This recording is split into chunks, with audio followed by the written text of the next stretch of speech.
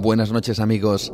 Esto que acabamos de escuchar es tan solo una pequeña muestra, una ínfima muestra, casi como una pequeña cabeza de alfiler de la gran cantidad de testimonios, de testigos, de declaraciones, también de opiniones, de ese fenómeno que desde luego está con mayúsculas en el mundo del misterio, el fenómeno ovni. Un fenómeno que sigue planteando infinidad de preguntas y prácticamente sin ninguna respuesta. ¿Qué son? ¿De dónde vienen?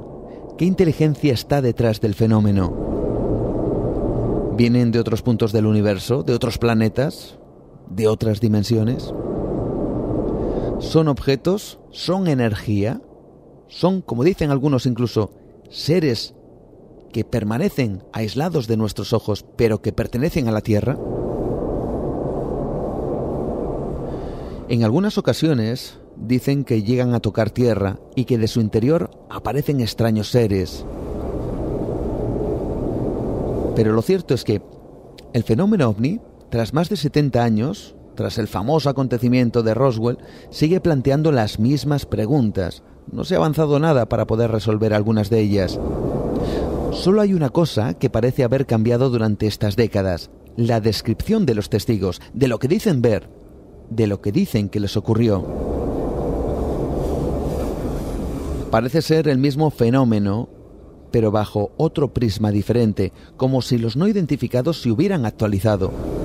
Ya pocos ven objetos metálicos extraños, ya no hay testigos de aterrizajes donde estos artefactos son descritos con trenes de aterrizaje, a modo de patas similares a los antiguos módulos lunares, o de la aparición de escalerillas. Incluso sus ocupantes parecen haber cambiado de fisionomía en los últimos tiempos. Si tiramos de hemeroteca, descubrimos casos donde los testigos afirmaban que los tripulantes de estos objetos llevaban, por ejemplo, mapas de papel o cubos y palas para tomar muestras terrestres. Hace décadas las abducciones estaban a la orden del día, los contactados salían de debajo de las piedras. Sin embargo, todo eso ha evolucionado. El fenómeno ovni es claro, está ahí, y los datos parecen irrefutables. Entonces cabe preguntarse, ¿qué ha ocurrido con el viejo arquetipo del objeto volante no identificado y del comportamiento de sus tripulantes? Hay quien afirma que estamos ante algo mucho más poderoso y desconcertante, que el fenómeno ovni tiene mucho que ver con el denominado agente externo, quien, vamos a decir, presentaría el fenómeno bajo el prisma de la mente humana. ¿Qué es? ¿O de dónde procede este supuesto agente externo? ¿Cómo actúa? ¿Puede adentrarse en nuestra mente y distorsionar lo que vemos? Esta noche vamos a hablar con José Antonio Caravaca de este singular concepto y de su ya conocida, por cierto, teoría de la distorsión, que asegura es la clave para entender o dar alguna respuesta a estas preguntas que tanto tiempo llevan proponiéndose. Esta noche miramos a los cielos, o quién sabe si al interior de la mente humana, en busca de respuestas sobre los no identificados. Lo comentamos hace varias semanas. La actualidad informativa revelaba cómo el Pentágono y sus Fuerzas Armadas informaban de la veracidad de 3 vídeos que fueron grabados por sus cazas, en donde se observaban diferentes objetos realizando maniobras imposibles o que viajaban a altas velocidades. La información oficial de que aquello que recogieron las cámaras era totalmente desconocido salió a la palestra de todos los medios informativos.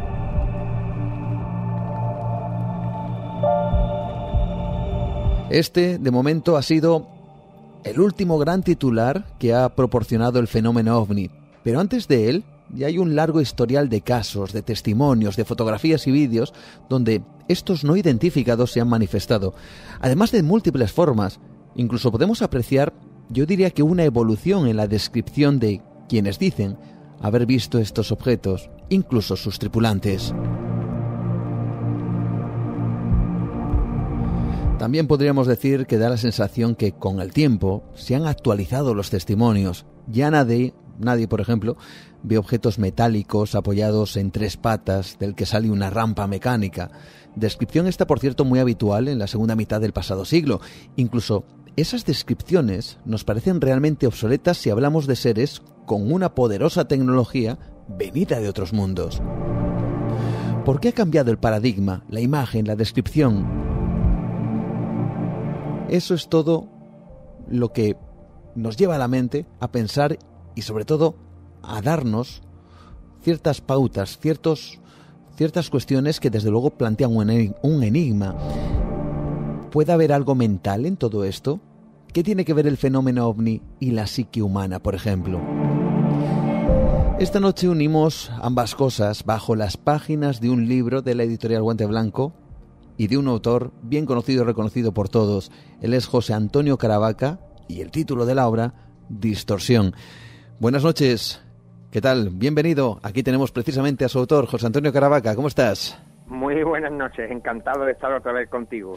Un verdadero placer. Hay que ver, vaya marea que está resultando ser esta distorsión en el mundo de la ufología, que está traspasando incluso el otro lado del charco y que está llegando a muchísimas, yo diría que vertientes que se están fijando precisamente en este trabajo, en esta obra, ¿no?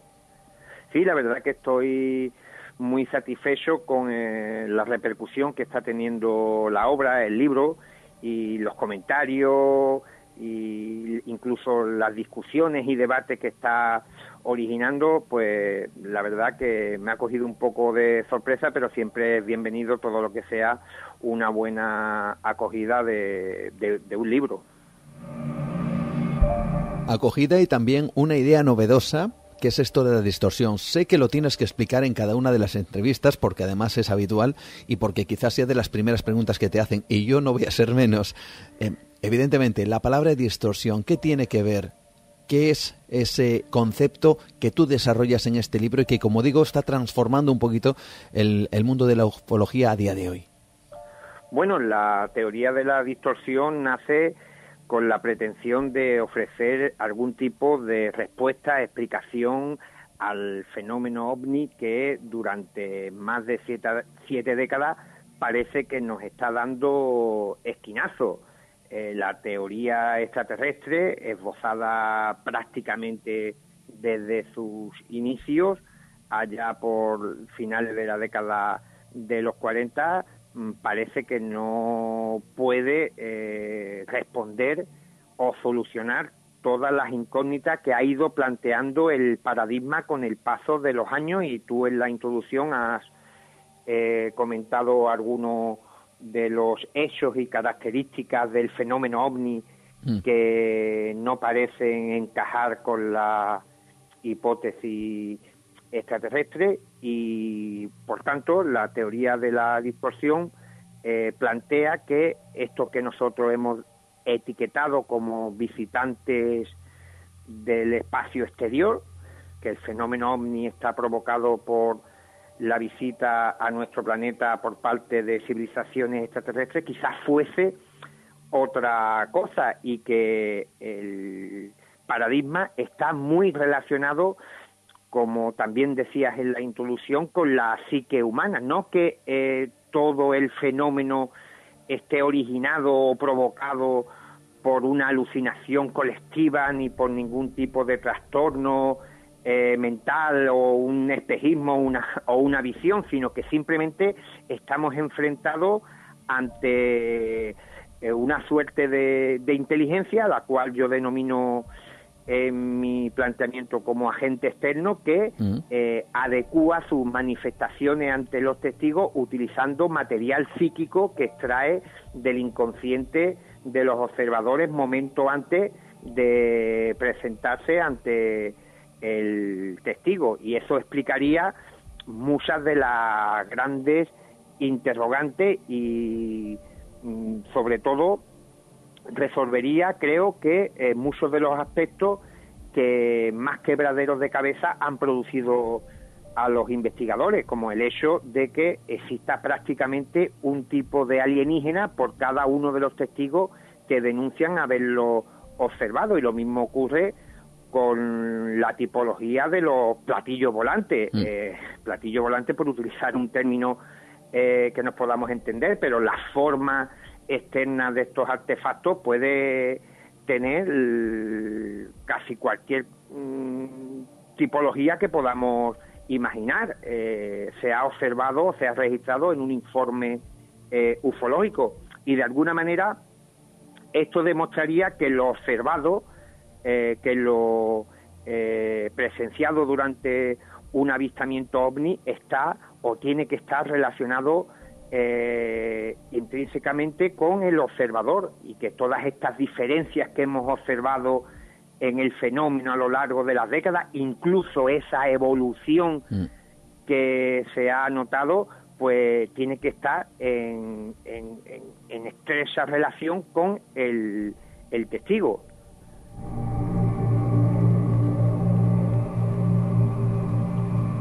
Es muy interesante. Yo recomiendo seguir, por ejemplo, a José Antonio Caravaca a través de Twitter o a través de Facebook, pero en Twitter haces hincapié en que existen muchos ejemplos de ese paradigma antiguo, de esa nave casi remachada con tornillos y que se posaba con esas tres patas. Viéndolo en la perspectiva de ahora, evidentemente eso nos parece como poco ligado a una tecnología superior capaz de viajar entre mundos, ¿no? Nos parece todo como muy extraño. Sin embargo, es curioso pensar que en esa época no parecía tan extraño ni tan raro el que, por ejemplo, alguien de otro mundo se presentara de tal guisa, con talos aparatos, vamos a decir, tan físicos o tan humanos, delante de los testigos, ¿verdad? Claro, porque hay que tener en cuenta que a principios de la década de los 50 hasta bien entrados los 70, los numerosos testigos que tenían encuentros cercanos con este tipo de aeronaves y sus ocupantes, pues describían toda una suerte de elementos que estaban relacionados con los viajes espaciales tal y como se entendían en aquella época concreta, e incluso entre los 50 y los 70 se observa también una cierta evolución. Los primeros ocupantes de los ovnis iban pertrechados con escafandras, con equipos de respiración autónoma, incluso multitud de testigos hablaban abiertamente de que parecían astronautas. De alguna manera se asociaba que los hipotéticos visitantes del espacio exterior tenían que tener una analogía con la astronáutica humana. En aquella época, en la década de los 50, la poca información que había así a nivel de los medios de comunicación sobre la incipiente carrera espacial norteamericana y soviética, pero sí es curioso que muchos de estos elementos se encuentran incrustados en los relatos y en las descripciones que ofrecían los testigos a lo largo y ancho del planeta, demostrando que el factor cultural y social de alguna manera estaba representado en lo que se observaba, puesto que tenemos el dato de que a partir de la década, finales de los 70, principios de los 80, pues ya había menos testigos que observaban tripulantes de platillos volantes con escafandra y con equipos de respiración autónoma, y parecía que incluso las naves habían evolucionado y ya no se veían objetos tan físicos, tan rudos, si se me permite el término, asociado a la tuerca y el tornillo, e incluso, fíjate, y tu audiencia se puede quedar un tanto asombrada, que muchos de estos objetos han sido descritos con elementos puramente terrícolas, como por ejemplo tubos de escape, ruedas y antenas. Por tanto, vemos que, y insisto, no estoy intentando limitar este asunto de los no identificados a algún tipo de psicosis, ni trastorno mental, ni que la gente se lo inventa, sino que el fenómeno que se nos está manifestando utiliza información social, cultural de los testigos para conformar esa escenografía que ve el observador ante sus ojos, y que él lo asimila como si fueran visitantes del espacio exterior, pero que si retrocedemos en el tiempo nos daremos cuenta de que el ser humano siempre ha tenido contactos con esa otra realidad habitada por seres y entidades, criaturas que han recibido innumerables nombres a lo largo de los siglos, pero que si los desvestimos de su apariencia exterior, si desvestimos a las hadas, a los duendes, a los ángeles, a los demonios, incluso a los extraterrestres de su artificio, de su puesta en escena, nos daremos cuenta que nos quedamos con encuentros con seres y entidades de los que no sabemos prácticamente nada. Dejas claro, José Antonio, que a lo que te refieres no es a una invención del testigo, una psicosis, alucinación, sino que hay algo, ese agente exterior que llamas, que yo no sé si decir la palabra leería la mente del testigo, cogería ciertos elementos en los cuales conviviera y vamos a decir que plasmaría como si fuera una especie de no sé si de proyector de la mente de aquel testigo, pues aquellos objetos o aquellos comportamientos para que esa persona, no sé si tuviera un reconocimiento de aquello que está viendo o no tengo muy claro. Supongo que van por ahí los tiros, ¿no?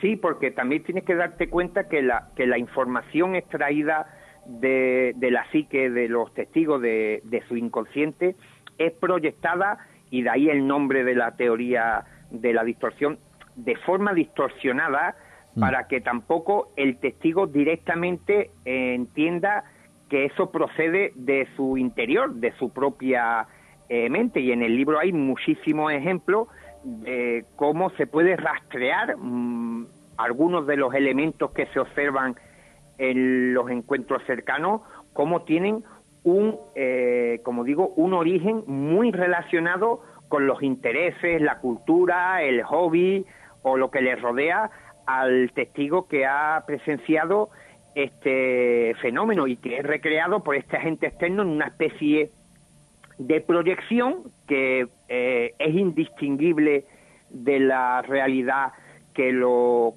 arropa, puede contener en ocasiones materia y puede interactuar tanto con el testigo como con el medio, como si todo aquello que se ha presentado ante los ojos del testigo estuviese allí y fuese evidentemente real, aunque intrínsecamente no lo es.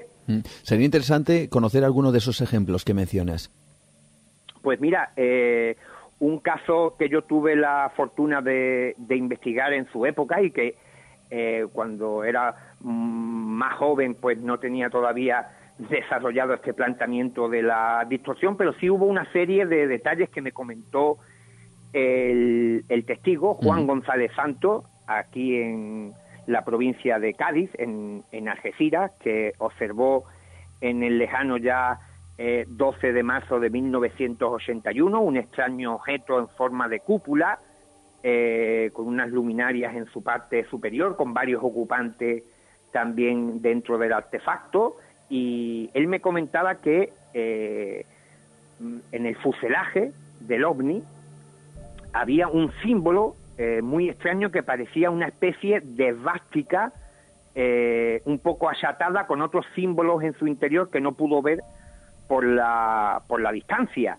Y curiosamente este testigo, es más, el caso no hay dudas de que fue real, en su día fue investigado, encuestado por Andrés Gómez Serrano, veterano investigador local de Cádiz, y por Juan José Benítez. Estuvieron en el lugar, vieron las huellas que había dejado el objeto, no había duda que este hombre estaba contando un episodio real, pero fíjate qué curiosidad que este hombre era un gran aficionado a la Segunda Guerra Mundial y concretamente al bando nazi. Y fíjate que la casualidad que él ve en el objeto un símbolo que parece una esvástica, pero de alguna manera está distorsionada. Incluso el objeto que él ve, él me comentaba en su día que semanas antes había visto un documental de la llegada del hombre a la Luna. Y, de nuevo, vemos que el objeto que describe Juan González Santos es muy similar al módulo Eagle que aluniza en nuestro vecino satélite y que comparte muchas características. Incluso los humanoides, los ocupantes de este supuesto ovni, tenían muchas similitudes con los astronautas del Apolo 11. Por tanto, vemos que hay una correlación directa entre la información que tiene el testigo y en lo que está observando. Pero también quiero incidir, porque también me lo preguntan a menudo, que no hace falta que el testigo tenga información directamente relacionada ni con los viajes espaciales, ni con el propio fenómeno ovni, ni con la ciencia ficción a través de televisión o de cine o de libros, sino que simplemente cualquier otro tipo de elemento que se encuentre latente en la psique del testigo cuando se produce este contacto, esta sintonización con el agente externo, puede ser utilizada para plasmarla en esta escenografía. Fenómenos extraños, ovnis, apariciones, nueva dimensión. Hay desde luego una parte importante, José Antonio, que también recoges en el libro, que es la cuestión de los supuestos tripulantes de estos objetos o naves o fenómenos, como dicen ahora que les llaman FANIs, estos fenómenos volantes no identificados. Y yo me pregunto si el comportamiento de estos seres que aparentemente de vez en cuando asoman por este universo tan extraño, pues tienen un comportamiento igualmente humano o igualmente obsoleto, porque has llegado a comentar que es curioso pensar cómo estos personajes toman muestras con casi con pico y pala, después de tener toda una tecnología a su alrededor que supuestamente les ha hecho viajar a través del universo, ¿verdad? Claro, es que nos choca a nosotros, al hombre del siglo XXI, quizás en la década de los 50 o 60 se pensase que no había otro medio de obtener información de la roca y vegetación de la zona más que a través de la extracción. Incluso los ocupantes de los ovnis hacen esto muy a menudo, muy frecuentemente cuando aterrizan, y se dedican a coger muestras de terrenos, de piedras y hierbas y tal, y lo hacen con utensilios que son muy asimilables a la tecnología humana de aquella época. Hoy día sabemos que, por ejemplo, la NASA está enviando información de Marte y de otras zonas del espacio sin necesidad siquiera de introducir una piqueta en el terreno que se va a examinar. Por tanto, también es curioso cómo, incidiendo en la teoría de que lo observado está muy relacionado con el observador, cómo los ocupantes de los platillos volantes, cualquiera que sea su aspecto físico, ya puedan ser seres de 2-3 metros de altura o bajitos de apenas 60 centímetros, pues se dediquen prácticamente a las mismas actividades, y después de analizar profundamente la casuística, pues se ve fácilmente que los alienígenas o se dedican a recoger muestras o a inspeccionar los alrededores o incluso a reparar la nave, como si hubieran sufrido algún tipo de percance. Y esto lo que da a entender es que en situaciones hipotéticamente desconocidas, que serían desde todo punto de vista como algo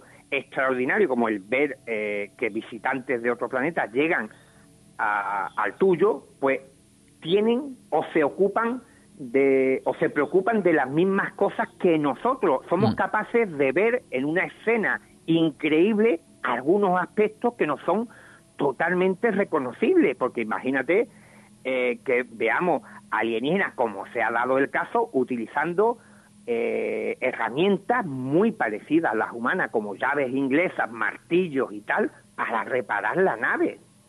Caray. Todo como muy humano, desde luego, parece una proyección, pero también seguramente, y parte de la audiencia se estará preguntando, bueno, ¿y qué hay de esos casos en donde el testigo ve algo que no le es para nada, vamos a decir que cercano? Yo reconozco, por ejemplo, que he hablado con personas que me llegaban a decir, es que yo he visto una cosa, persona ya mayor, me decía, yo he visto algo que nada tenía que ver con los platillos volantes que yo veía en el periódico cuando los dibujaban, y cuando vi aquello, digo, pero si no son así, no son como nos los han dibujado, ¿no? Parece que también hay casos en donde, y puede que la audiencia se esté preguntando qué es lo que ocurre con estos, en donde el testigo pues parece no vincular ningún pensamiento con aquello con aquello que ve. Sí, pero yo estoy seguro de que si se hiciese una investigación profunda de los testigos, encontraríamos los resortes, las imágenes o la ideografía que ha llevado a que ese hombre o esa mujer vea específicamente lo que ha tenido frente a sus ojos. Hay numerosos testigos que tenían conocimiento del tema OVNI, de los platillos volantes, más en la década de los 50 y 60, donde prácticamente todos estos fenómenos se englobaban bajo el término platillo volante, que veían otro tipo de objetos. Por ejemplo, hay una mujer, Rosa Lotti, que en el año 54 en Italia, incluso la noche anterior, habían estado hablando de platillos volantes, porque en esa fecha había muchísimos y numerosos avistamientos en toda Europa. Al día siguiente, pues ella tiene un encuentro con una extraña máquina, la cual está tripulada por dos pequeños seres que se asemejan más a duendes que a supuestos astronautas de otros planetas, que incluso tienen un comportamiento, y este también se podría hablar largamente sobre los absurdos y ridículos comportamientos que tienen los tripulantes de los ovnis. Pues ven a esta mujer y le quitan, le roban unas flores que llevaba para el cementerio, e incluso una de las medias que llevaba en la mano. Y la forma del objeto ya no volvemos a encontrar, porque ese también es otro detalle interesante. Normalmente, tanto las descripciones de los ocupantes como las descripciones de las naves, ya no volvemos a verlas reflejadas en otro incidente, como si eso se hubiese producido para un momento y una persona concreto. Pues bien, examinando el caso, me di cuenta de que el objeto que vio Rosa Lotti, además en el libro se ve perfectamente, es una distorsión de las cocinas de leña y carbón de la época.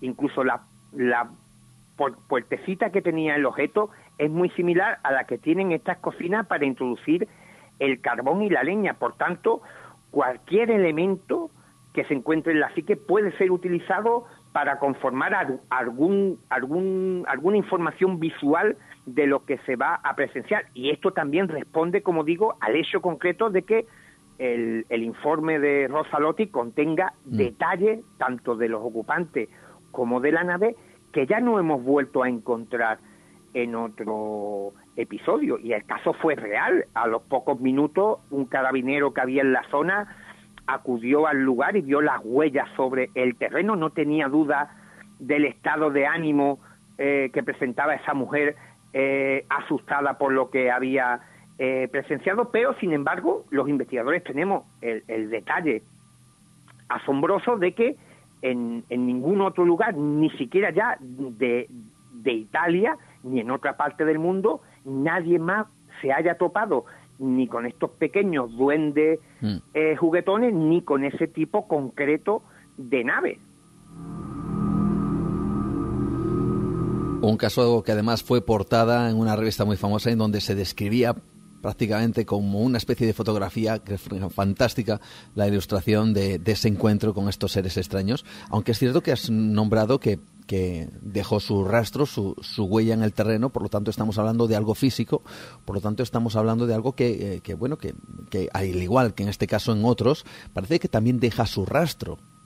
Claro, esa es otro de los detalles más desconcertantes del fenómeno, y me voy a explicar. Y es que los investigadores, y a ti te habrá pasado también en más de una ocasión, ante los mismos elementos de un caso a otro, vemos que los resultados son diferentes. Por ejemplo, tenemos el aterrizaje de una nave en un terreno blando que podemos encontrar huellas, y las encontramos, y sin embargo en otro episodio de las mismas o con las mismas circunstancias en juego, pues no hallamos ningún tipo de rastro, y entonces también vemos que la casuística ofrece esta polaridad curiosa y extraña, que no siempre el fenómeno sea capaz de dejar huellas sobre el terreno, ni ningún tipo de marca, ni ningún tipo de repercusión fisiológica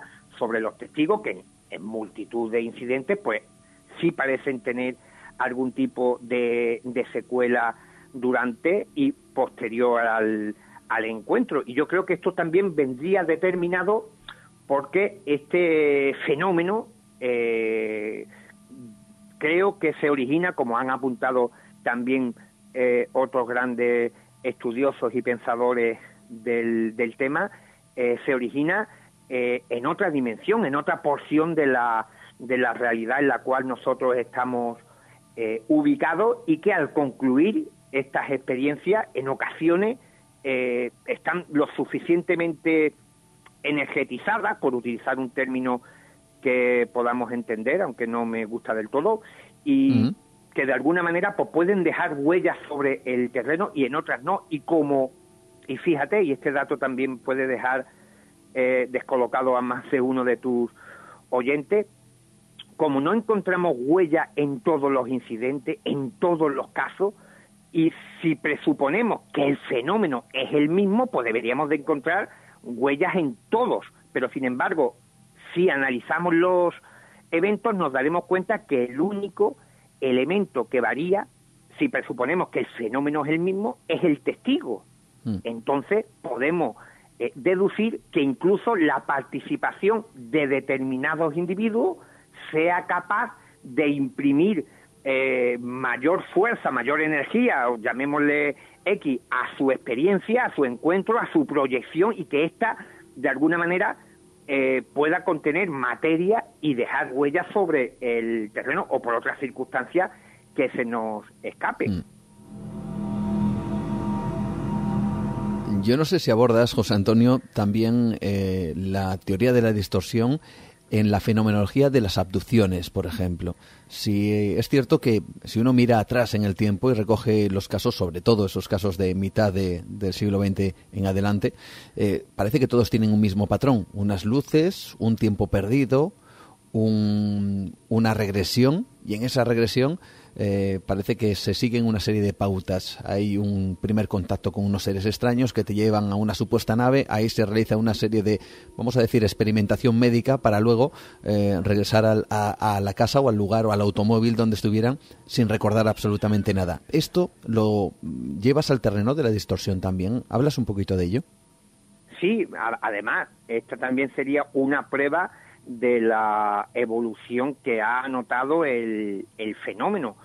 Si leemos la casuística desde finales de los 40 hasta bien entrado los 70, nos daremos cuenta de que las supuestas abducciones y secuestros alienígenas no tenían el cariz que tienen a partir de la década de los 80, con la publicación de los libros de Willis Traver y Hawking, que hablan ya de las abducciones en el terreno en el que has estado haciendo referencia, y que también tuvieron una gran acogida de público y que fueron ampliamente divulgadas a través de diferentes medios de comunicación que llegaron prácticamente a todos los rincones del planeta, cuando empezó a notarse que el fenómeno de las abducciones fue increciendo. De hecho, las famosas criaturas bajitas de gran cabeza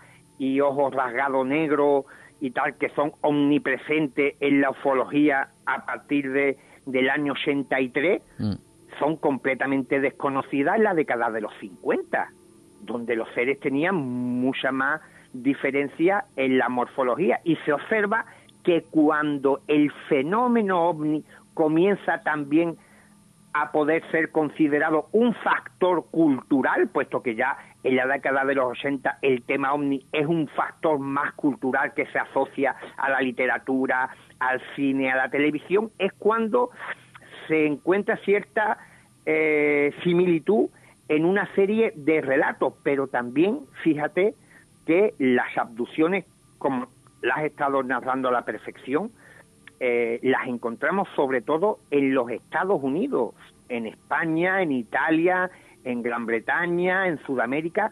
No hay una gran casuística de este tipo de experiencias de secuestro enfocadas en el tema de los exámenes médicos, de que los seres tienen una determinada morfología. Todo esto se delimita a los Estados Unidos. Incluso los investigadores norteamericanos, los especialistas en el tema de la abducción, no pudieron negar este hecho evidente de que las abducciones parecían tener su campo de acción solamente en los Estados Unidos, y esto de alguna manera pues parecía indicar como si esta civilización extraterrestre nada más que tuviera interés en Estados Unidos, y ellos tuvieron que admitir que probablemente esto tuviese una explicación de que como en Estados Unidos había una amalgama de civilizaciones terrestres o de razas terrestres que habitaban allí, pues era mucho más fácil tener su laboratorio en Estados Unidos y no tener que ir a diferentes partes del mundo. Realmente interesante, complejo sin duda alguna, y disfrutado desde luego al mismo tiempo esta distorsión, este trabajo muy bien elaborado, muy bien traído con Editorial Guante Blanco, y que estamos intentando conocer algunas claves. Un par de cositas que nos quedan. Una de ellas tiene que ver con los contactados. También puede existir esa distorsión en aquellos que dicen que contactan con estos seres de manera consciente, que entablan conversaciones, que reciben o dan mensajes. Evidentemente, si estamos hablando de un proceso psíquico, y repito, no hablamos de trastornos ni de alucinaciones, sino que estamos hablando que este tipo de manifestaciones se originan por algún tipo de proceso psíquico conjunto entre los testigos y este agente externo desconocido, independiente del ser humano, pues en algunos casos, por la participación concreta de algunos testigos, pues su experiencia tenga un ámbito mucho más amigable. Los extraterrestres están más dados a hablar, a comentar, a tener otros posibles encuentros, porque también es un hecho, desde todos los puntos de vista, desconcertante, y es que los ocupantes de los platillos volantes tengan tantos comportamientos diferentes. En algunos casos parece que huyen de la presencia humana, en otros parecen de alguna manera estar totalmente como ajenos, no les importa que haya un testigo observando la escena y no interactúan con él de ninguna manera, aunque la persona los llame o haga aspamiento con las manos para llamar su atención. En otros parecen tener comportamientos violentos, agresivos ante la presencia de los testigos, y en otros pues tienen una cordialidad extrema, tanta que los invitan a introducirse en las naves, a comentar toda serie de cosas, y creo que este detalle también nos remite a lo que os comentaba o te comentaba antes sobre el asunto de las huellas.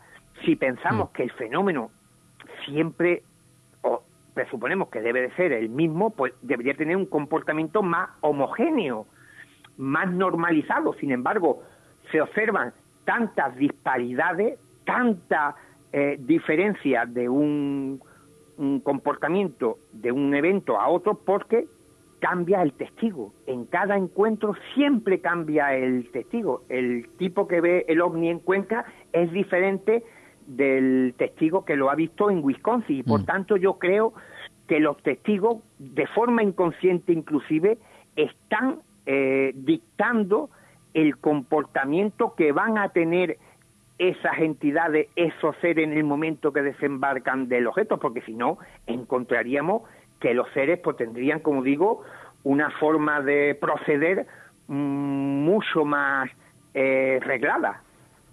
Qué interesante.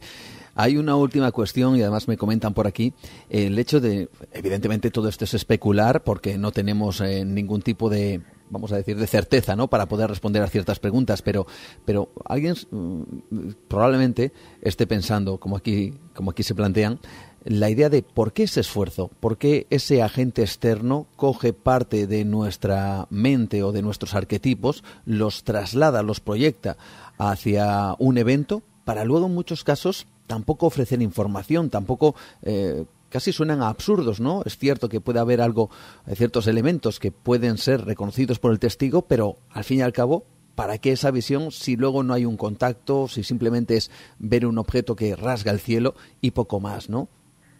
Sí, es muy interesante, sobre todo porque también nos sitúa en la perspectiva del conocimiento humano a la hora de querer esclarecer el fenómeno ovni, y es intentar ver qué intencionalidad, qué puede haber detrás de este tipo de manifestaciones, y quizás, como yo planteo en el libro, la lectura sea otra. Quizás estamos ante la manifestación de una porción de realidad desconocida por el ser humano en la actualidad. Quizás estas proyecciones, este agente externo viene de otra dimensión, de un universo paralelo. Yo prefiero utilizar el término de una realidad ampliada, de resquicios de nuestra realidad que no son veladas en nuestro estado normal de conciencia, y que durante esporádicos momentos pues parece que tenemos acceso a esa otra dimensión, y es entonces cuando, interactuando con este agente externo, pues podemos llegar a tener acceso a un conocimiento superior. Lo que ocurre, fíjate, que nuestros propios intereses, nuestro propio psiquismo, relleno de información de todo tipo, incluso con los prejuicios y con todo, nos impiden acceder realmente al conocimiento que hay detrás de estas apariciones. Yo creo que este es un detalle a tener en cuenta. Probablemente el fenómeno ovni, las apariciones marianas y tantos otros encuentros con entidades desconocidas que están muy ligadas a un factor determinante y cultural, social, científico, filosófico, religioso, es lo que nos impide acceder, traspasar ese último umbral. Realmente lo que estamos interfiriendo sería con, y nunca mejor dicho, con interferencias provocadas por nuestra inmersión esporádica y no controlada, y que nos pilla incluso a contrapié con este universo desconocido, y nuestro propio psiquismo de alguna manera está bloqueando, entre comillas, que esa información nos llegue de forma limpia.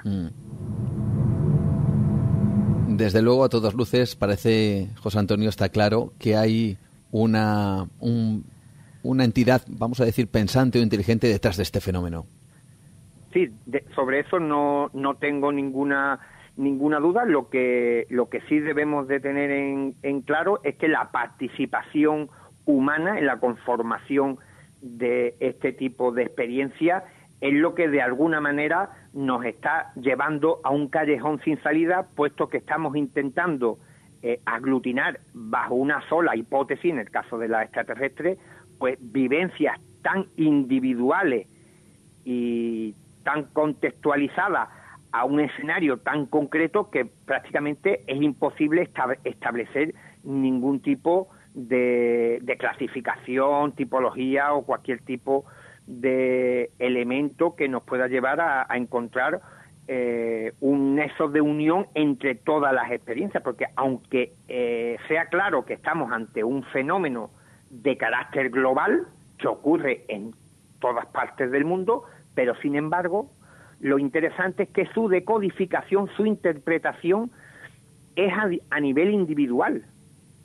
Qué interesante. Lo dejamos ahí, desde luego. Es un verdadero placer, como siempre, un honor estar contigo, estar disfrutando de esta teoría explicativa donde hay un libro por delante de guante blanco: Distorsión, ovnis, apariciones marianas, Bigfoot, hadas, fantasmas y extrañas criaturas. Y por cierto, un detalle del libro, y es que tu nombre, José Antonio Caravaca, aparece distorsionado, nada más y nada menos. Sí. Fue una idea que tuvo Óscar Fábrega, mi editor. Incluso el título del libro se lo debo a él. Él quiso que borrásemos la y teoría y dejarlo solo en distorsión, y también tuvo la gran ocurrencia de distorsionar mi nombre, incluso el nombre de la editorial. Uh-huh. Así es, todo un detalle que desde luego es un guiño, sin duda alguna, un guiño a todo tu trabajo, a toda tu pasión, por supuesto. Y yo no sé si has tenido una oportunidad quizá algún día de haber visto algo extraño en los cielos, y puede que tú hayas sido, yo no sé si decir víctima de tu propia teoría. Pues no lo sé, la verdad. Es lo que yo anhelo desde que era jovencillo aficionado por estas temáticas, el tener un día o una noche la oportunidad de cruzarme con estas entidades o sus aparatos de una forma tan clara y diáfana que no me quedase ninguna duda de lo que había visto. Pero, como decía un testigo de estos artefactos, Rafael Tobaja, me comentaba que los ovnis están para quienes los encuentran, no para quienes los buscan. Bueno, pues ahí queda dicho. De verdad, muchísimas gracias, José Antonio Caravaca, por estar esta noche, por traernos esta teoría de la distorsión y por hacer algo complejo, llevarlo al mundo de lo sencillo y de lo comprensible. De verdad, muchísimas gracias. A ti, un abrazo.